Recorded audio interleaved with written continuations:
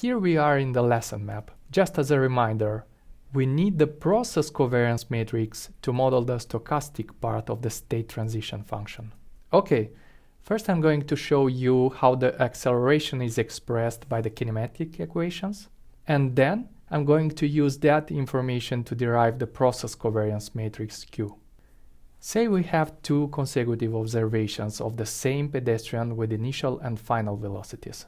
From the kinematic formulas, we can derive the current position and speed as a function of previous state variables, including the change in the velocity, or in other words, including the acceleration. You can see how this is derived below.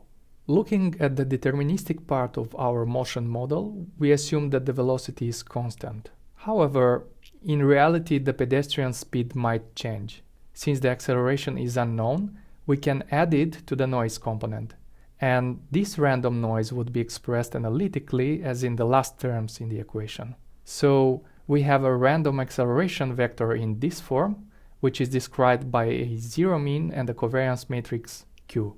Delta t is computed at each common filter step, and the acceleration is a random vector with zero mean and standard deviations sigma ax and sigma ay. This vector can be decomposed into two components: a 4x2 matrix G, which does not contain random variables, and a 2x1 matrix A, which contains the random acceleration components. Based on our noise vector, we can define now the new covariance matrix Q. The covariance matrix is defined as the expectation value of the noise vector nu times the noise vector nu transpose. So let's write this down. As matrix G does not contain random variables, we can put it outside the expectation calculation. This leaves us with three statistical moments. The expectation of Ax times Ax, which is the variance of Ax, sigma Ax squared. The expectation of Ay times Ay, which is the variance of Ay, sigma Ay squared.